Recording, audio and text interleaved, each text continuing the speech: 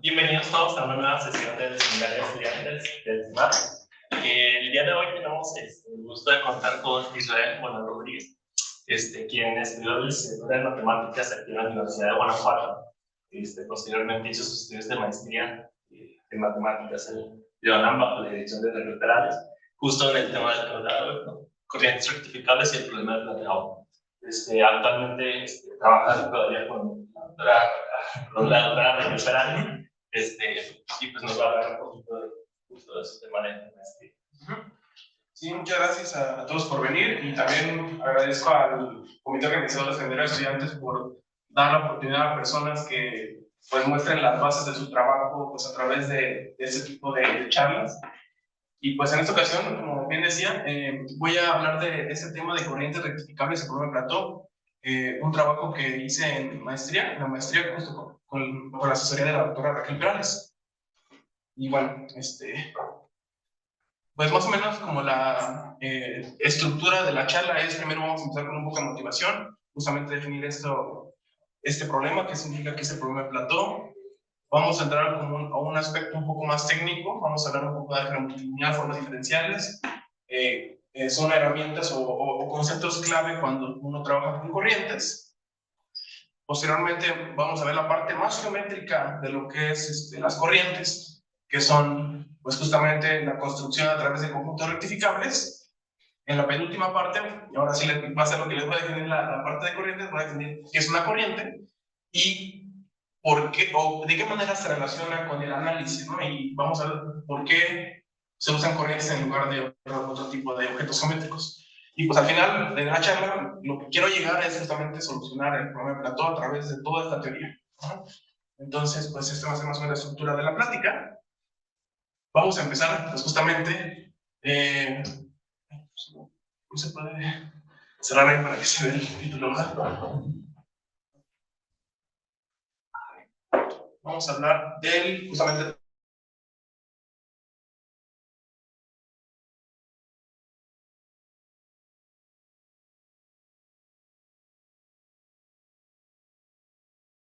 es tomarte la exposición sencilla, una curva en R3 o en R2, sobre todo en R3 es más interesante el caso, y lo que queremos es encontrar una superficie, una dos variedad, que tenga frontera y que su frontera sea la curva dada.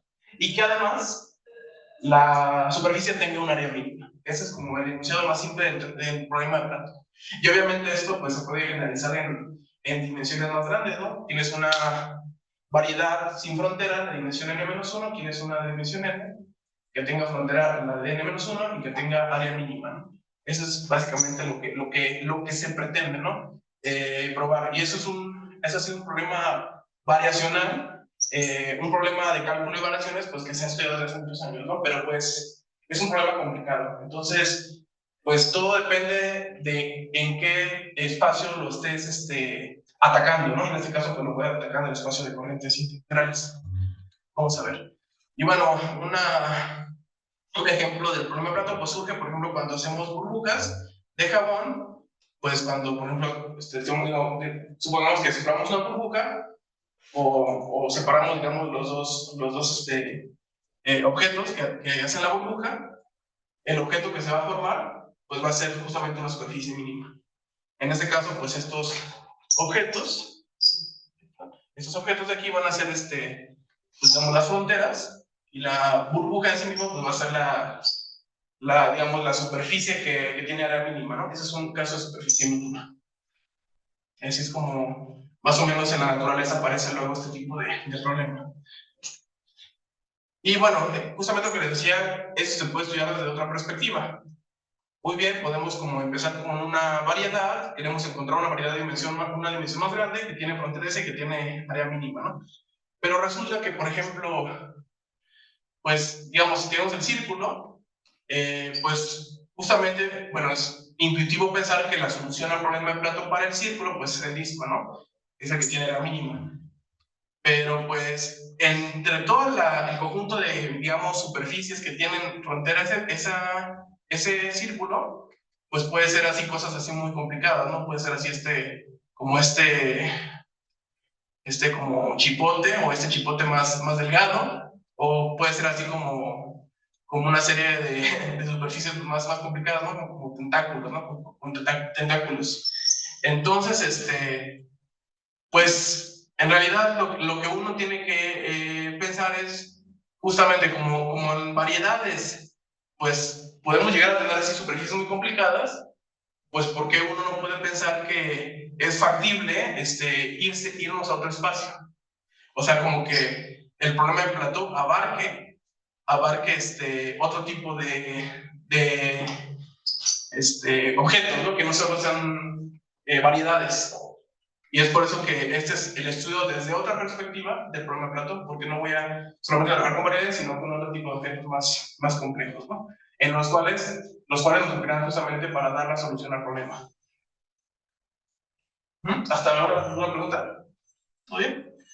Y bueno, primero quiero entrar, ya esta fue la motivación, quiero entrar un poco a la parte de álgebra multilineal, que es la parte de vectores y covectores. Esta es un poco más técnica, porque... No, mentira, pero en la anterior pides que sea irreducible, ¿cierto? Irreducible, no. Es una pregunta. Ok, no. Sí, estamos trabajando con variedades diferenciables en este caso. Sí, son variedades diferenciables, ¿no? Cuando me refiero a variedad, es variedad diferenciable. Me parece que ese como concepto es más como de variedades algebraicas, no tengo técnico, trabajan más, ¿no? Pero en ese caso son variedades diferenciables. No nos importa tanto la irreducibilidad de los objetos que trabajamos. Y ahora sí, la parte de álgebra multilineal pues va a ser importante porque nos interesa que los objetos que manejamos sean orientados. Entonces, para eso nos va a servir esta parte de álgebra multilineal. Parte de un espacio vectorial de dimensión n más kv, pues bueno, denotar por lambda n de v como el espacio de funciones n multilineales y alternantes. Ajá. Y pues simplemente ese es el espacio de n covectores, primero. Y el espacio de n vectores, pues simplemente va a ser el espacio de n covectores, pero del dual del espacio v. Esa es primero la notación que quiero dar. Una observación es que, por ejemplo, si tú tienes, digamos, covectores, n1 covectores, que en realidad son funcionales lineales del espacio v, pues hay una manera natural de definir la cuña de esos n1 covectores. Y al final nos va a dar un n covector. La manera natural es aparece determinante, que es una función canónica alternante que aparece pues cuando uno trabaja con álgebra lineal, ¿no? Eso, bueno, se puede definir de alguna forma. Y luego, bueno, quiero ver también lo que es un n vector simple. W es un n vector, el cual dijimos que era el espacio de n covectores en el dual. Decimos que es simple si lo puedo ver como cuña de n, 1 vectores en v, que es justamente el doble dual del espacio vectorial v, que como son espacios de dimensión finita, pues se identifica canónicamente con el espacio v. Entonces estos w's, pues los puedo ver como elementos en el espacio v. Ajá, entonces este w es la cuña de estos vectores en v. ¿Y por qué me interesa definir un vector simple? Pues porque si resulta que yo tengo un espacio vectorial, un subespacio vectorial de dimensión n de v, en el cual doy la base W1WN, entonces una orientación para este subespacio va a ser pues justamente una cuña de n vectores conformados por una base del subespacio W. Es por eso que quiero de esta forma definir este vector simple, ¿no? Por ejemplo, en este caso, para variedades diferenciables, pues tenemos pues en cada variedad pues existe un espacio tangente, ¿no? Entonces una orientación resulta ser, por ejemplo, tomar una dirección en cada espacio tangente de cada punto de la variedad. Eso es como tomar simplemente un uno vector, ¿no?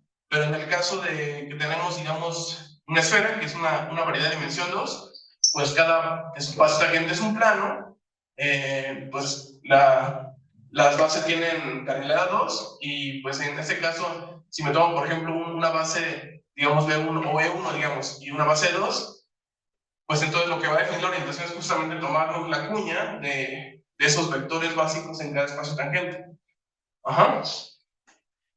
Y justamente en este tipo de objetos, pues son orientaciones continuas, ¿no? Al final este tipo de asignaciones van a ser continuas, porque estos objetos van a ser orientables. Pero en otro caso, por ejemplo en la banda de medios, también siendo una 2 variedad con frontera, puedo tomarme puntos en la banda de medios, puedo definir justamente una orientación a través de dos vectores, pero pues al final esta orientación no va a ser continua, ¿no? Porque ya sabemos que la banda de medios no es orientable, ¿no? En este caso. Esa es como la motivación por la que quería introducir la noción de vectores y covectores, y pues un poco más de álgebra multilineal, porque al final pues van a ser útiles lo que son las formas.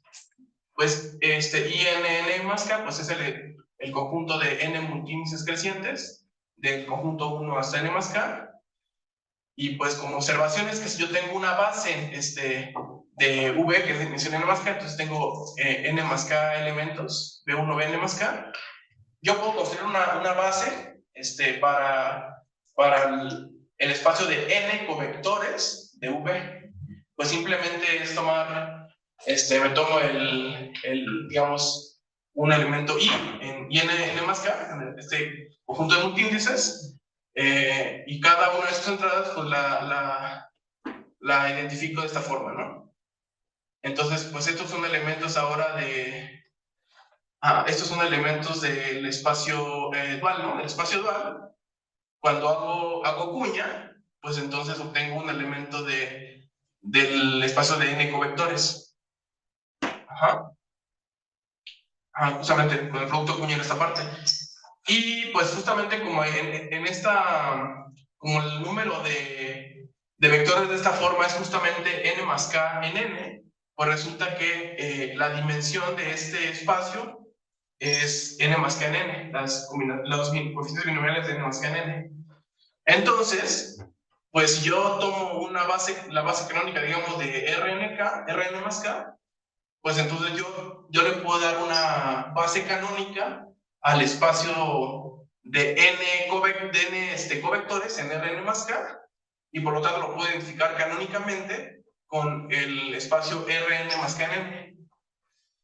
Y de igual forma lo mismo pasa para cuando me tomo n vectores en Rn más k. Entonces, estos espacios los puedo ver como espacios euclidianos, estos espacios de covectores y vectores. Y por lo tanto, pues existe una noción de medibilidad, una noción de continuidad, una noción de diferenciabilidad. Ahí puedo hacer producto punto con elementos ahí, y también se puede definir un producto punto o un producto interno canónico que toma tanto un n vector y un n covector, perdón, y un n vector.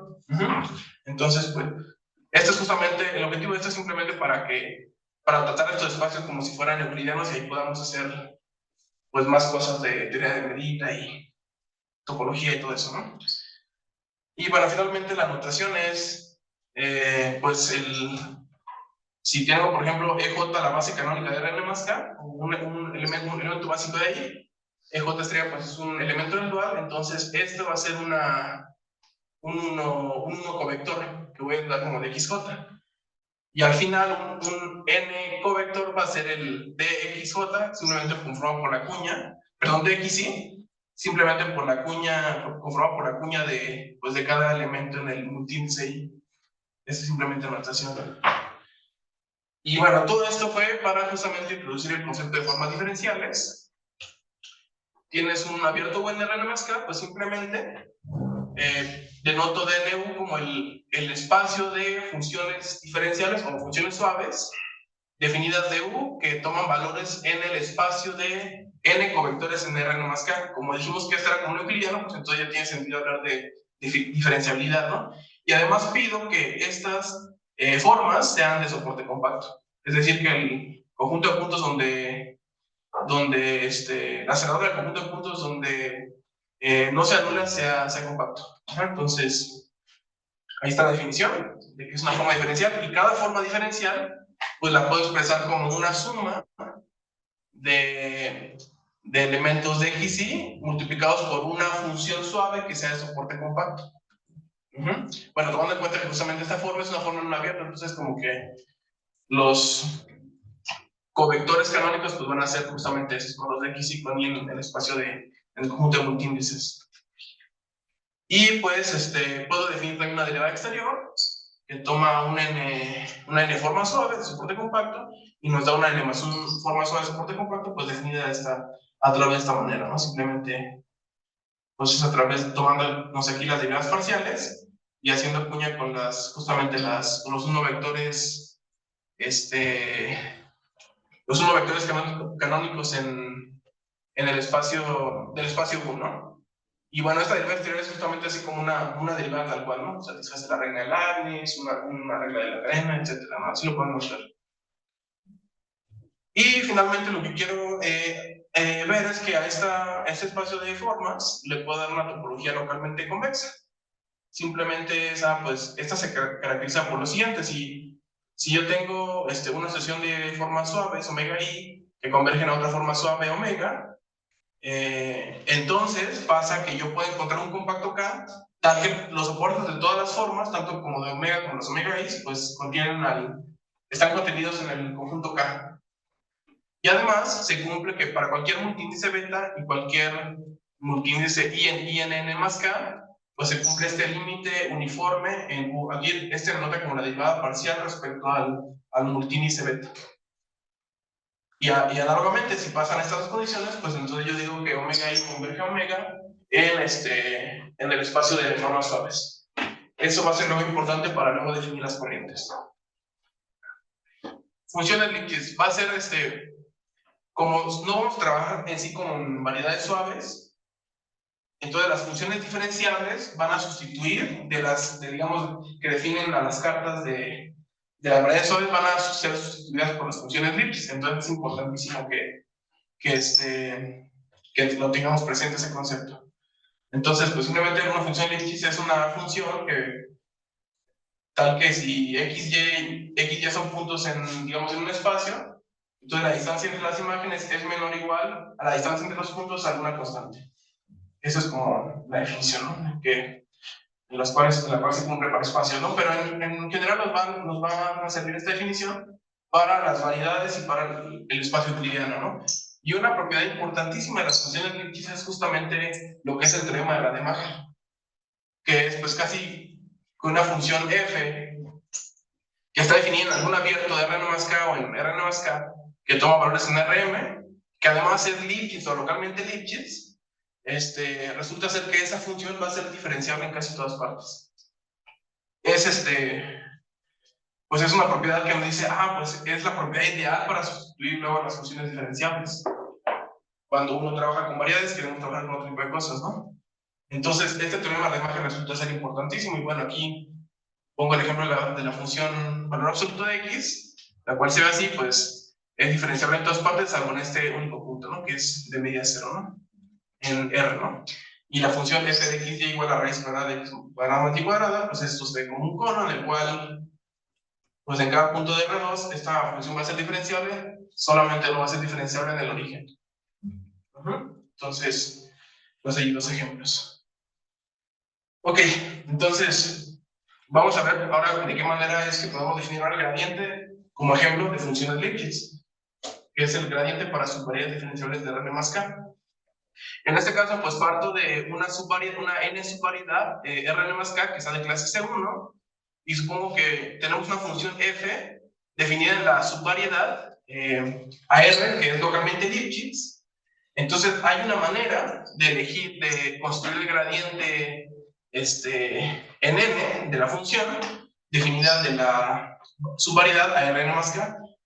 Digamos, es como un campo vectorial análogo a lo que es el gradiente usual, que se construye justamente con esta noción. Y se construye precisamente de la siguiente manera. Lo que yo hago es, a esta función f la extiendo a un abierto que contiene a n, lo extiendo, llamo a esa función f tildada, y lo puedo hacer de tal forma que sea una función localmente Lipschitz.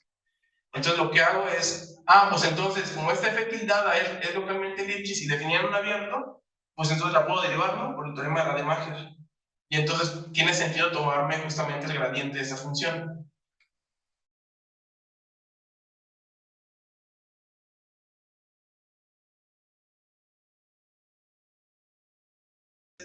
es, si por ejemplo me tomo un punto X en N, en la subvariedad de clase 1, entonces al gradiente de f tilde en R más K lo que voy a hacer es proyectarlo al espacio tangente de la subvariedad N. Y de esa forma es como defino el gradiente de la función, pero respecto a la subvariedad. Es simplemente como se dibuja, ¿no? Tienes tu variedad, un punto, en este caso tomas el gradiente de la extensión, y lo que haces, pues este lo proyecto, simplemente. Y aquí nos da como un tipo de gradiente tangencial, pero ahora respecto a la variedad dada, ¿no? Y así es como justamente podemos definir de extensión del concepto de gradiente en función de Lipschitz. Sí, ok. Y bueno, vamos a ver la parte, ya esto es un poco más geométrico, ya vamos viendo se está viendo la geometría que hay detrás. Y pues los objetos que interesan mucho en teoría geométrica de la medida son los conjuntos rectificables. Entonces partimos de un conjunto M en Rn más K, que es Hn medible, en el cual digamos que está como una n variedad. Podemos como medir subconjuntos, hay una medida digamos canónica en él, que podemos, de tal manera que podemos medir los subconjuntos de dimensión n, ¿no? Esto quiere decir que sea Hn medible. Y pues ahora quiero definirles qué es un conjunto rectificable. Y ya les dije que es como que quiero sustituir a las variedades, ¿no? Entonces, pues en las variedades está lo que es el concepto de atlas, que es como conjunto de cartas en los cuales los mapeos defensivos son diferenciables. Pues en este caso, pues las cartas, pues no vamos a tener tanta regularidad en cuestión a las funciones que definen al atlas. En este caso, lo que se hace es, pues yo quiero que el atlas sea conformado por funciones elipsis. Entonces, una definición, digamos, alternativa es que para conjuntos rectificables que este conjunto de M que me tomé tenga un atlas que sea conformado por funciones elipsis. Entonces, bueno, ese es como un primer acercamiento que tenemos dado, que justamente estos mapeos de elipsis son, bueno, ya vimos que son diferenciables en casi todas partes cuando te lo tomas como conjuntos de un euclidiano. Entonces, pues aquí está la definición formal, digamos, de conjunto rectificable. La más importante es justamente esta. El atlas, precisamente, que nos interesa o que da lugar a trabajar con conjuntos rectificables en vez de variedades, es justamente este. Puedes encontrar funciones FJ definidas de algún conjunto de Rn, a Rn más K, de tal forma que yo casi puedo cubrir al conjunto M. Y ese casi es que si yo tomo las imágenes bajo FJ de los AJ, tomo toda la unión y lo intersecto con M, lo que no cubre, digamos, lo que no cubren esas imágenes es de medida del cero, ¿no? Medida cero vista como en dimensión N. ¿Sí? En dimensión N. Entonces, esta es una buena definición para el atlas de funciona también cuando se trabaja con conjuntos rectificables, es que las medidas de compactos, pues no sean, de conjuntos compactos en el conjunto rectificable no sean finitas, ¿no? Simplemente es esto. Y bueno, esto va a ser como como el concepto, ¿no? La llave que va a dar paso luego al estudio de corrientes y poder atacar un problema de Platón. Un ejemplo de conjunto rectificable es precisamente dado por este fractal de bicicletas. Las bicicletas pues las podemos ver como variedades de clase C2, pero en este caso como que cada rama se puede extender indefinidamente de forma numerable. Entonces esto resulta no ser una variedad, pero sí es un conjunto rectificable. Si digamos las ramas se crecen indefinidamente, ¿no? Entonces este tipo de objetos pues, ya son más complejos que variedades y pues nos van luego a interesar cuando abordamos el problema de Platón. Ese es un ejemplo. Y bueno, un conjunto que no es rectificable es, por ejemplo, y cuando dices que el atlas está conformado por funciones de Lipschitz y así, ¿también te refieres como qué pasa cuando se sobreponen las cartas? No, de hecho aquí más... Sí, como que en este caso, ok, cuando te tomas como, digamos, un FJ y un FI en los cuales se traslapan y no se pueden traslapar, pues entonces, digamos, los mapeos de transición van a ser Lipschitz en este caso.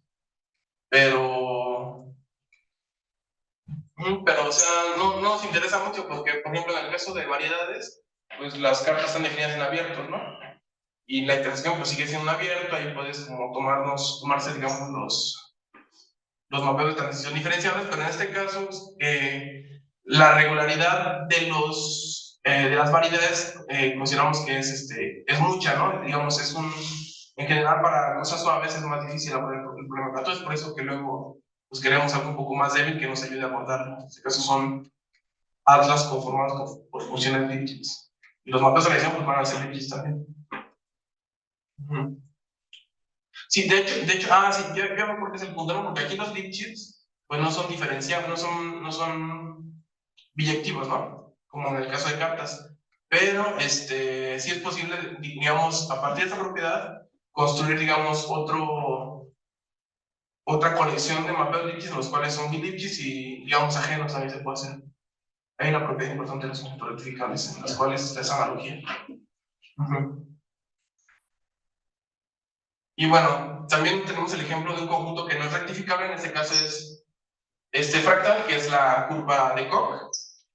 Es conocido, digamos, en cada paso, pues esto se ve como una curva de dimensión 1, ¿no? Es como una variedad cada paso, ¿no? Pero cuando ya tomas, digamos, el infinito, además, cada curva, pues va aumentando de longitud cada vez. Entonces, ya cuando tomas la curva en el infinito, pues eso, digamos, va a tener medida unidimensional infinita. Y además, no se puede, digamos, definir el espacio, no se puede definir tangentes en puntos no se puede definir los tangentes en cada punto de la curva de Koch. Eso se puede ver. Y como consecuencia es que ya no podemos tratar como un conjunto rectificable, porque dijimos que era como variedades, ¿no? Era como la analogía variedades. Entonces esto resulta ser no rectificable.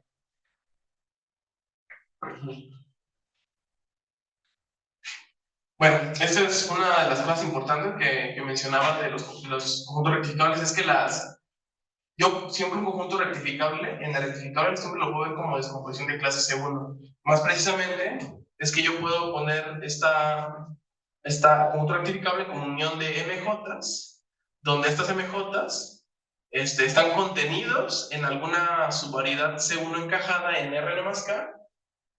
Ajá. Y en este caso el n0 pues va a ser un conjunto de medida 0, ¿no?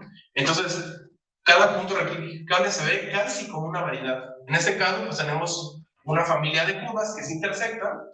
Digamos, cada curva la puedo ver como una variedad, pero cuando tomas como la unión de ellas, pues ya eso resulta ya no ser una variedad, ¿no? Porque pues en las intersecciones ya no se ven como localmente a R, ¿no? Entonces, en este caso, digamos, cada segmento que no contiene las intersecciones, pues es como una variedad de clase C1, ¿no? Entonces, eso van a ser como nuestros MJs con J mayor o igual que 1. Cada uno de estos segmentos en las curvas. Y, digamos, en este caso, el M0 pues va a ser conformado justamente por las intersecciones, ¿no? Son conjuntos de H1 medida 0. Entonces, este es un ejemplo en el que no es una variedad, pero es un conjunto rectificable en los cuales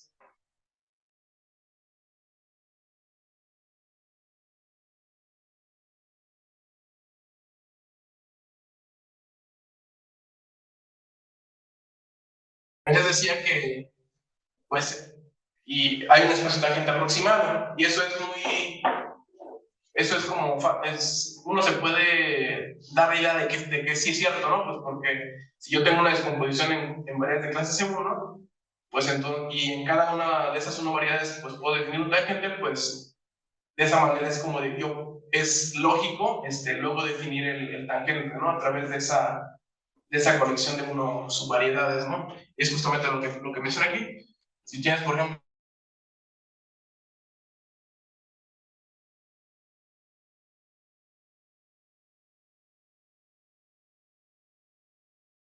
en XAM, pues simplemente es el espacio tangente a X en NJ, ¿no? Y pues esto ya tiene sentido, justamente porque esto es una variedad de clase C1, ¿no? Y es un subespacio vectorial de dimensión n de Rn más K, ¿no? Y eso es justamente independiente de la elección de M y N. Bueno, M y N es M es justamente la colección de las MJs, N es la colección de las NJs. Entonces, sí, aquí igual, ¿no? En ambas figuras puedo definir los tangentes, menos en las intersecciones, ¿no? En cálculo. También puedo definir lo que es el gradiente y el diferencial. Ya dijimos que puedo definir el diferencial de una función localmente Lipschitz, definida en una subvariedad de Rn más K.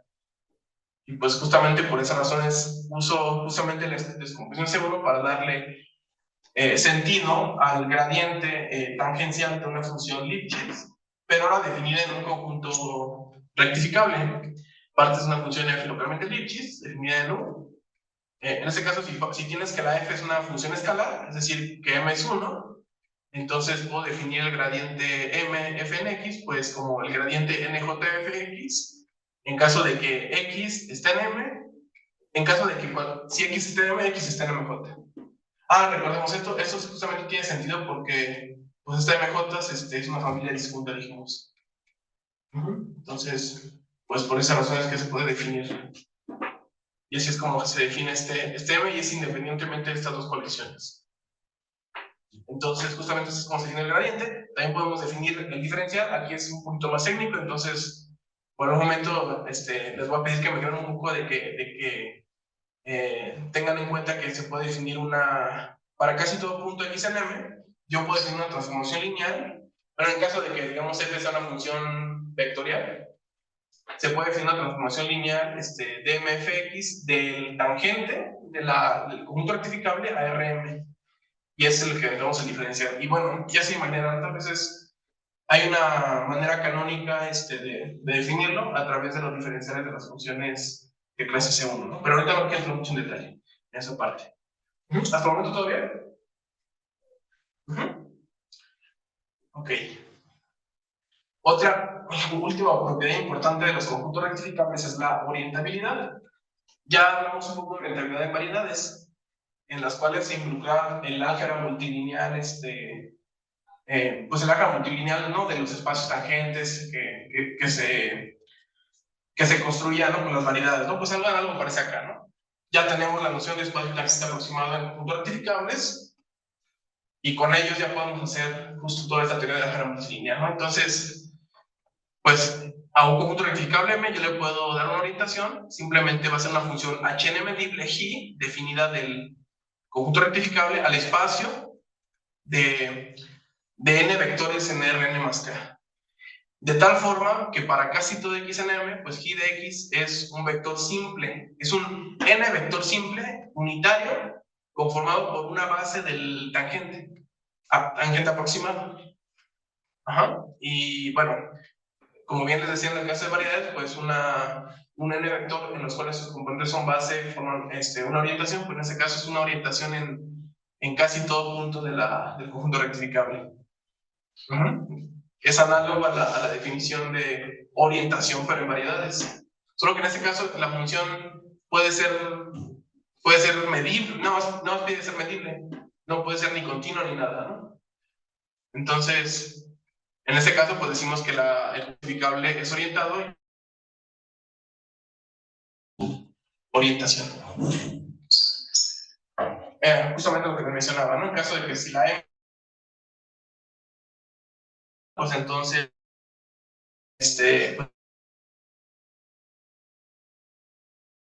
variedades, ¿no? Ok. Y ahora sí, el concepto principal de la plática, ¿qué es una corriente? Ya tenemos los ingredientes necesarios para definir este concepto, el cual es muy sencillo, simplemente es un funcional lineal y continuo del espacio de n formas suaves en U. Eso tiene sentido porque recuerden que a este espacio le di la topología localmente convexa y pues son funcionales lineales, entonces el contradominio son los números reales, ¿no? Y bueno, el espacio de esas corrientes se denota por d sub n de U, de esos funcionales lineales. Es como un tipo de dual del espacio, ¿no? Entonces, esa es la definición. Y bueno, la definición así tal cual, un ejemplo de eso es, pues una dos corrientes de R3 es simplemente una expresión de esta forma, ¿no? En este caso, pues por ejemplo, las dos formas de R3, pues es una dos forma en R3, pues simplemente se ve como dx cuñada de y multiplicado con una función a más b de y cuñada de z más c de x cuñada de z. Esta es como la expresión general de cada dos formas en R3 y pues le asigno un número, ¿no? Puede ser algo de este tipo. Ese es como un ejemplo así de corriente, ¿no? De hecho es una corriente representada por integración, ¿no? Pero sí, ese es como un ejemplo. Y ahora sí, pues ustedes vieron, ¿no? Aquí en el concepto de corriente, pues es como que es una definición así como que, pues en las cuales muy analítica, como que no hay geometría detrás, ¿no? Entonces, pues, es natural preguntarse por qué las corrientes generalizan a las variedades orientadas, ¿no? Y pues la respuesta está en que a cada variedad yo le puedo asignar una corriente. En este caso, si yo tengo un subconjunto en el rectificador orientado de Rn más K, MG, entonces, bueno, sí, que está conteniendo un abierto U, entonces yo puedo definir un funcional lineal M entre brackets del espacio de n formas en UR dado por esta expresión. Ajá. A una forma suave omega.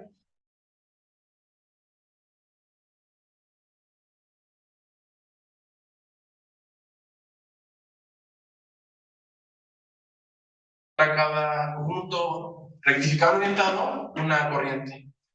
Y pues como cada variedad orientada lo puedes ver como conjuntos rectificables orientados, pues entonces a cada una de ellas le puedo asignar una corriente canónica, que es de esta forma.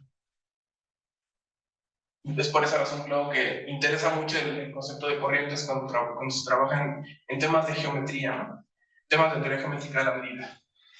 Y bueno, tiene una relación esto con esta expresión con integración de formas. Y en el caso, cuando la M es una N subvariedad suave orientada encajada de Rn más K.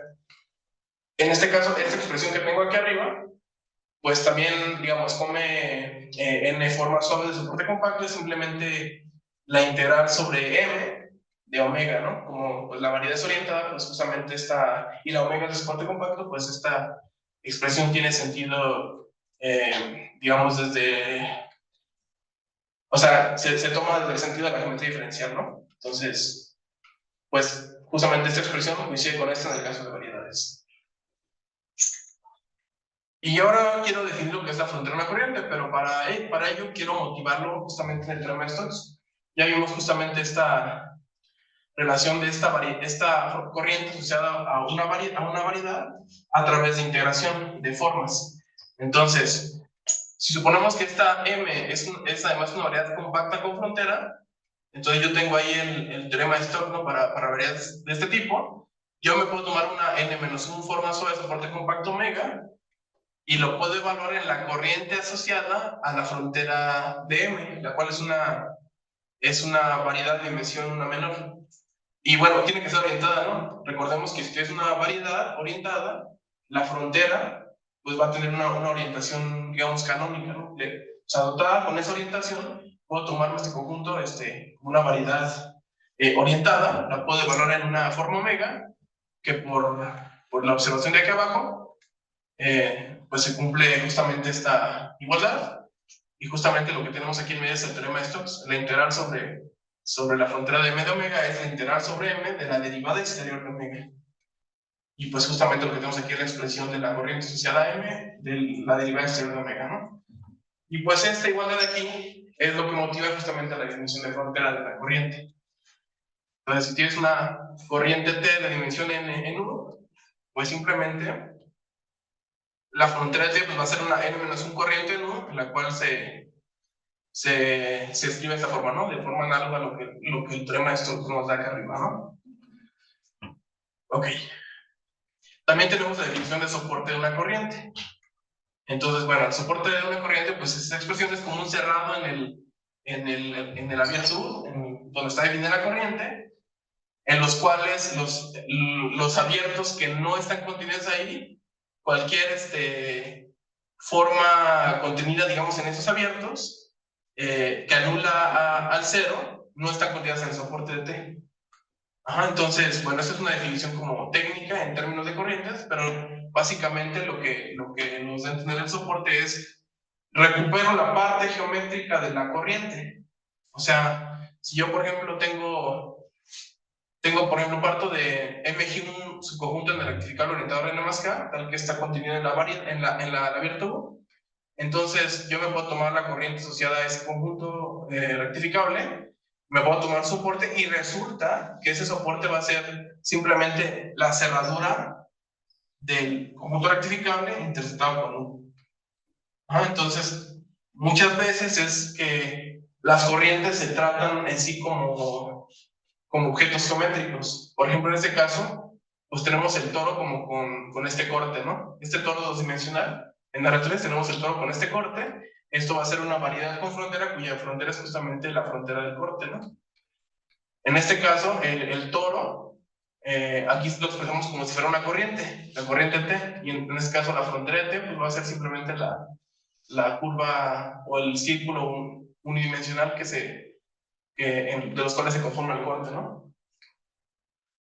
Y bueno, justamente este dibujo que aparece aquí resulta ser el soporte de la corriente T, donde T es la corriente asociada por la variedad, en este caso es el toro, ¿no? Con este hoyo, ¿no? Entonces, bueno, ese es como luego la manera en que recuperamos la geometría de una corriente, la cual resulta ser, pues, más de análisis que de geometría, ¿no? Y bueno, ahora sí, corrientes enteras rectificables. Este es el caso más sencillo en los cuales nos desenvolvemos cuando trabajamos con corrientes. Una corriente entera rectificable va a ser casi como una corriente asociada a una variedad, pero en el cual, además, a cada punto de la variedad le voy a asignar un peso o una multiplicidad. Es decir, si tienes, por ejemplo, una n corriente, T, pues entonces es rectificable si yo lo puedo representar con integración de esta manera, ¿no? Esta es una expresión muy parecida a la corriente asociada a un conjunto rectificable orientado, ¿no? Con el hecho de que aquí aparece esta teta, ¿no? Si se fijan acá, tenía como que este producto interno, pero pues aquí hay como uno nada más, ¿no? Entonces, en este ejemplo, a las variedades orientadas le estoy dando peso 1 en cada punto, o una multiplicada 1 en cada punto. Pero entonces me interesa algo más general, me interesa que las corrientes tengan un peso en cada punto, y es lo que nos va a determinar esa función teta. Aquí tenemos aquí la función, digamos, de orientación, m, digamos, el conjunto rectificado, mg, digamos, es un conjunto rectificado orientado, y lo que va a cambiar es, a cada punto le voy a dar una multiplicidad, es decir, tengo una función teta, donde a cada punto del conjunto rectificable le asigno un número entero, ¿no? Y en este caso, pues, si t se puede expresar de esta forma, para esta g, para esta m, para esta teta, entonces t es tau de m teta g, y se denota que está en el espacio i sub n de 1.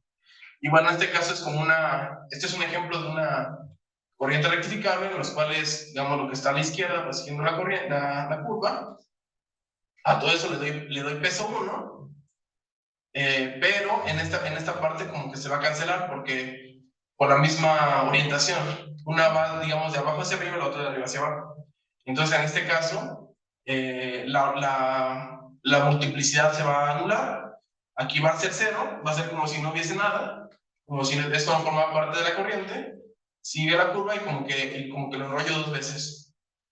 Entonces, donde se traslapa 2 veces, pues ahora la curva va a tener multiplicidad 2. Y donde solamente pasa una vez por la curva, va a tener multiplicidad 1. Entonces, este tipo de objetos es los que quiero estudiar también cuando abordo el problema de Platón, en los cuales puedo asignar pesos a cada punto digamos, del conjunto geométrico, ¿no? De Rn más K.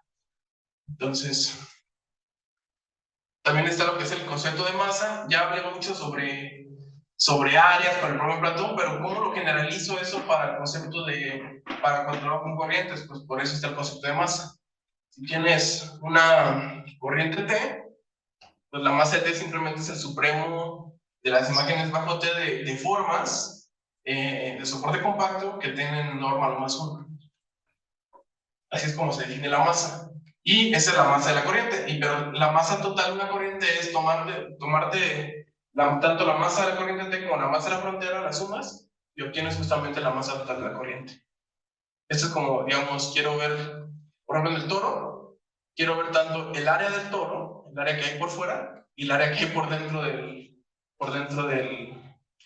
no, es que, o sea, el toro, digamos, con el hoyo, ¿no? ¿Cuál es, digamos, la superficie del toro? Esa sería como el área, la macete, y la masa de la frontera, pues sería cuánto mide la curva, ¿no? Del toro que teníamos antes, digamos. Es justamente este resultado. Si tienes una variedad suave orientada, encajada en R más K, entonces la masa de la corriente asociada a M es la enésima medida de Hausdorff de M, es decir, es el volumen de la variedad. Ajá. Y bueno, aquí tenemos un ejemplo, ¿no? De estos discos que representan una 2 corriente en R3. Si, por ejemplo, cada disco tuviera, digamos, radio, por ejemplo, si el primer disco tuviera radio 1, a ver, es el disco, bueno, de ahí, es el 10º disco, ¿no? Entonces, digamos, la masa, si cada de radio, 1 entre el primer disco en este caso tiene radio 1, el segundo tiene radio medio, radio un tercio, así. Entonces, la masa, supongamos que T es, digamos, la unión de todos estos discos. Entonces, la masa de T pues va a ser justamente la suma de las masas de los discos. Porque, pues, en este caso, pues, están como separados, ¿no? Entonces, cada uno disco lo puede ver también como una corriente, pero en realidad la corriente que estoy trabajando es toda la unión de todos ellos. Y cada disco, pues, simplemente es, pues, que calcular el área de ellos, ¿no? Si cada disco es de radio 1 entre I, pues, entonces su área o masa va a ser pi por radio cuadrado, que es pi por 1 entre I cuadrado, ¿no? Y pues esto es finito, ¿no? Entonces, este es otro ejemplo de corriente que no es que no es, digamos, variedad, pero tiene su masa es finita. Y en este caso se puede también calcular la masa de la frontera, ¿no? O sea, en este caso la masa de la corriente es finita, ¿no? Pero también puedo tomar la frontera de la corriente, que es como esto, ¿no? La unión de las fronteras de los discos. Ajá.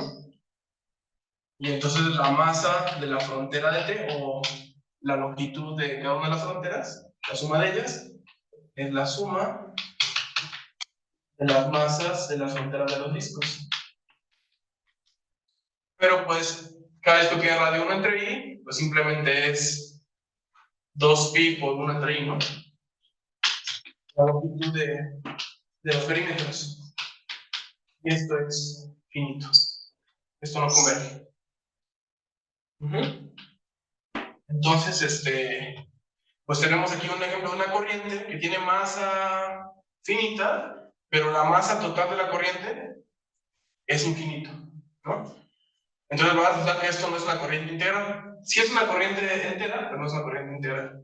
Integral es que es tanto la corriente como la frontera sean corrientes enteras, rectificables, y que además tengan masas finitas.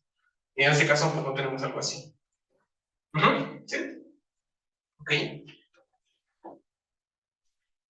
Aquí tenemos otro ejemplo de, bueno, este es un problema más ya cercano a lo que es el problema de Platón.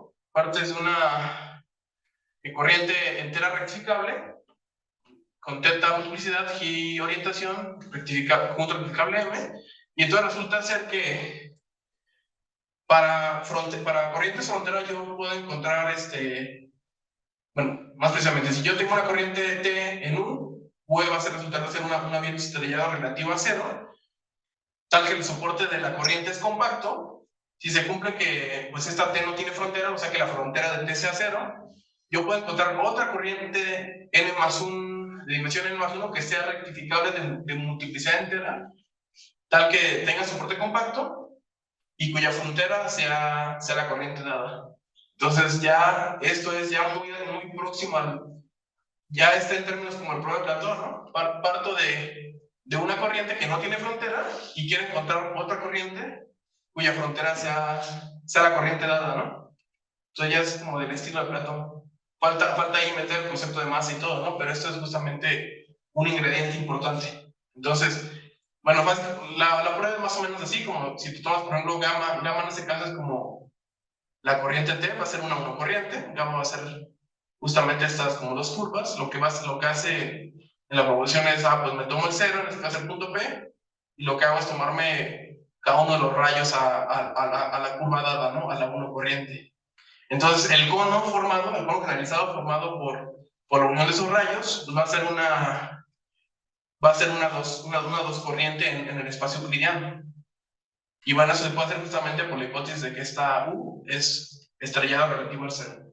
Entonces, va más o menos por ahí la prueba de la existencia de esta corriente de dimensión n más 1, ¿no? Entonces, este es el caso para curvas en R3 y la construcción de un cono generalizado en R3 cuya frontera es una curva dada, ¿no? Y bueno, eso ya va más en el sentido del problema de Platón, como bien dije.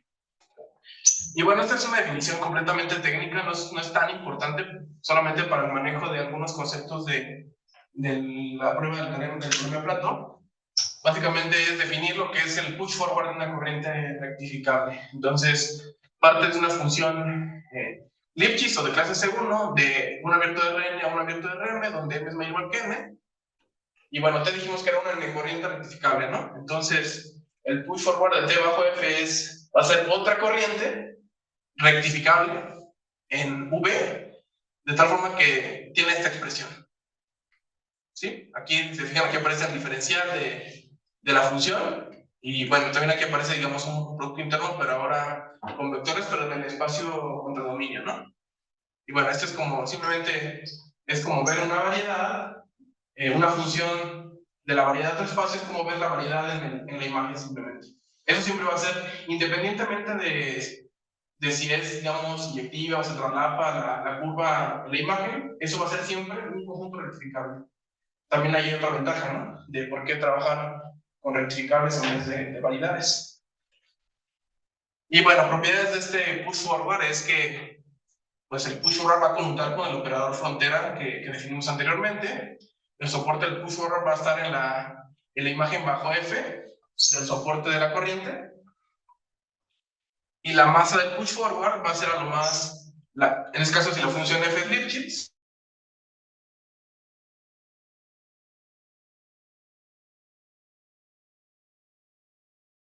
es en lugar de conjuntos. O sea, bien podemos como trabajar con los conjuntos y ya, ¿no? Y los corrientes, pues se fijan, es como algo, es un funcional lineal, es algo como más analítico, ¿no? Pero precisamente esas propiedades analíticas son la clave de por qué pasamos al espacio de corrientes y no nos quedamos solamente con conjuntos rectificables en este caso, ¿no? Por la sinfín de propiedades analíticas que podemos encontrar con el objetivo de solucionar el problema de Platón. Entonces, está esta definición de convergencia débil, simplemente tienes una asociación TJ de n corrientes en U que converge a una corriente T. Dijimos que TJ, bueno, converge débilmente a T y se escribe de esta forma, si para cualquier forma suave de soporte compacto se cumple este límite, que es como ya ya hay como que aquí entra más cosas de análisis, ¿no? Ya estoy viendo como el espacio de corrientes como con topología débil y todo ese tipo de conceptos, ¿no? Entonces, y la importancia de este concepto es justamente el siguiente resultado. Es una propiedad importantísima que se llama semicontinuo inferior de la masa. Si yo tengo que una asociación TJ converge débilmente a T, entonces la masa de la corriente límite es menor o igual que el límite de las masas de los TJs. Entonces, esto es muy bueno. ¿Por qué? Porque, pues en este caso tengo un límite de corrientes y el límite tiene masa más pequeña, o sea, tiene masa más pequeña que el promedio, digamos, de las masas de las corrientes que tenemos. Entonces, es muy bueno, esto es muy bueno cuando uno trabaja con superficies mínimas, ¿no? Porque recuerda que lo que queremos es minimizar áreas. Y esta propiedad justamente nos dice eso, que en el límite las masas tienen que ser más pequeñas que cualquier masa de la sucesión estoy sumando, ¿no? En general, en promedio. Entonces, ese resultado va a ser clave.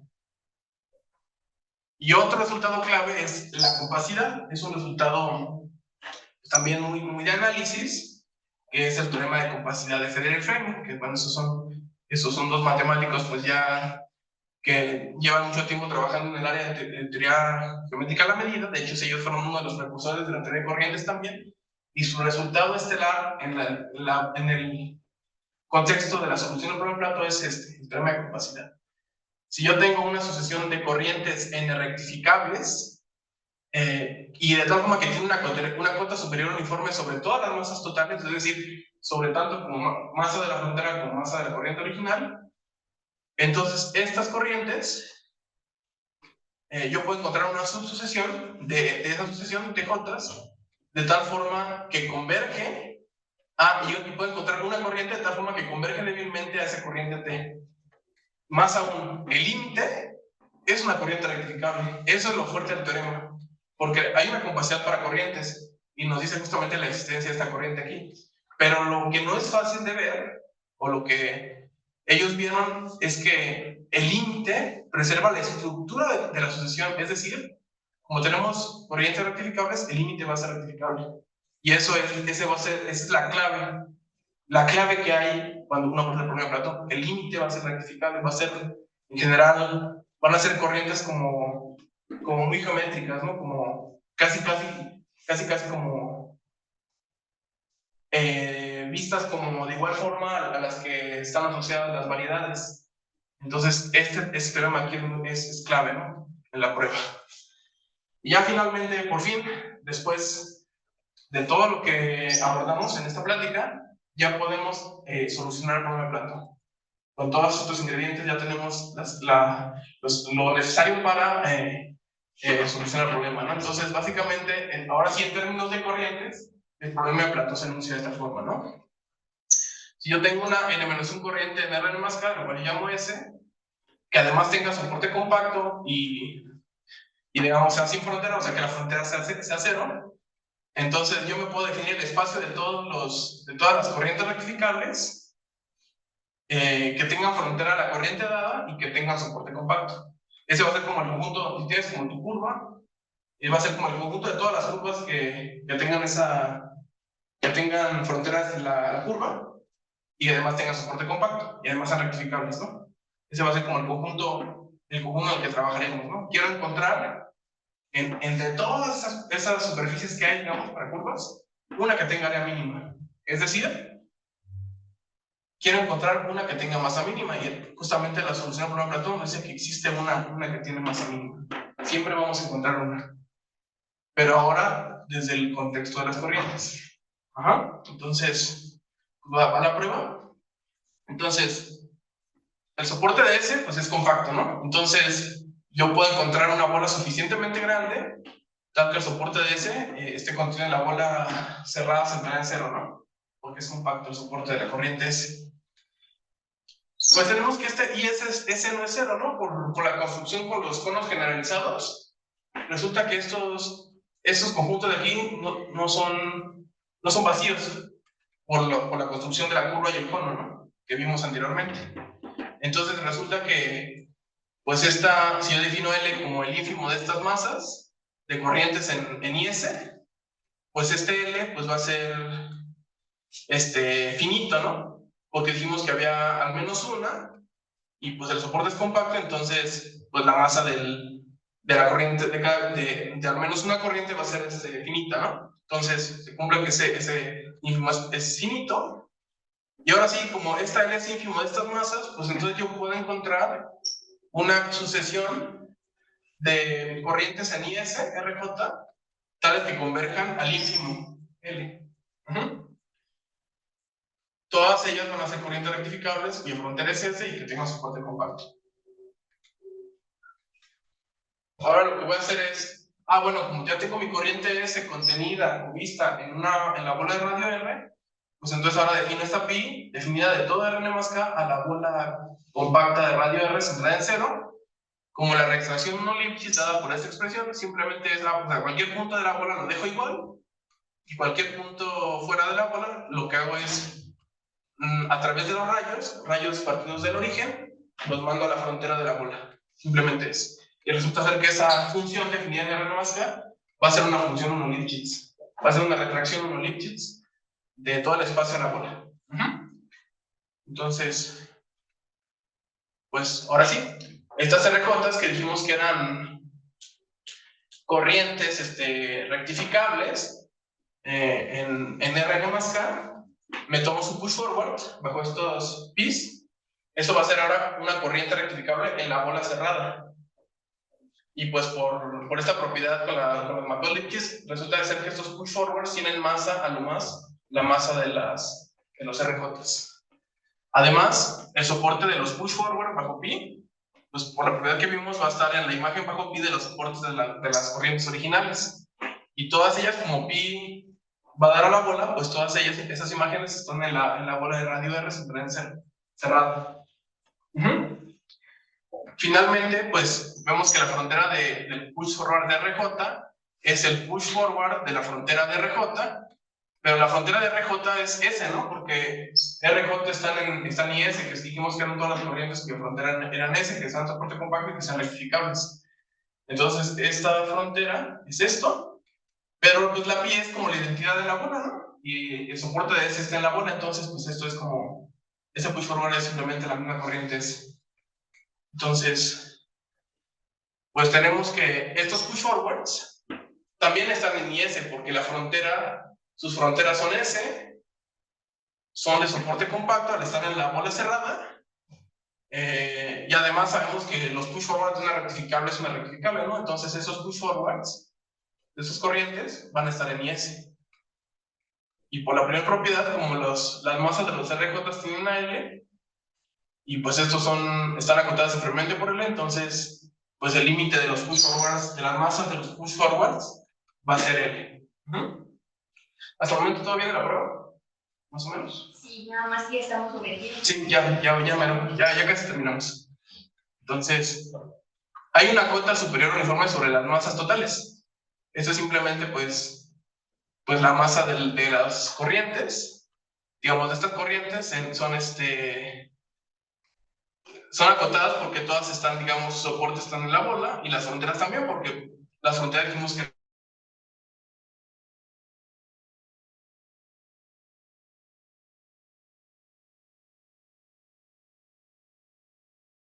RJLDC y una corriente integral, entera rectificable T, tal que estos push forward de la substitución convergen débilmente.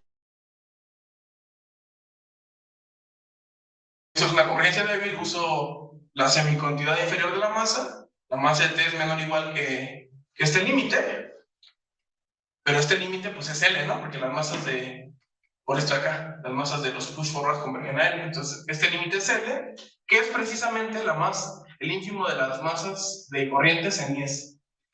Entonces, y además, como estos corrientes tienen soporte en la bola de radio R y convergen débilmente, pues el soporte también tiene soporte en la bola de radio R centrada en cero. Entonces el soporte T es compacto. Y además, la frontera de TSS, ¿no? Porque dijimos que como esto se cumple débilmente, entonces la frontera, digamos, la corriente débil se preserva bajo fronteras, ¿no? Entonces la frontera de lo que está a la izquierda va a converger débilmente a la frontera de T, pero la frontera lo que está a la izquierda es S, ¿no? Entonces justamente la frontera de T es S. Entonces, T es una corriente rectificable de soporte compacto, cuya frontera es S, que tiene masa mínima entre todas las fronteras que tienen frontera S y que tienen soporte compacto y además son rectificables, ¿no? Entonces, pues T es la solución al problema del cartón, ¿no? Y entonces ya transformamos un problema que es difícil, ya vimos el problema de Platón abordado con variedades, ahora lo abordamos con corrientes. Y de esta manera lo solucionamos. Y así uno puede estar trabajando también en otros espacios médicos más abstractos, no trabajar con variedades, no trabajar con tanta regularidad, pero puede trabajar con otro tipo de herramientas como son corrientes, un poco más analíticas, y obtiene una solución al problema. Y bueno, este es justamente el problema principal, y a lo que quería con la charla y pues espero que les haya servido mucho y pues muchas gracias también por su atención y espero que todo esté en orden. Gracias.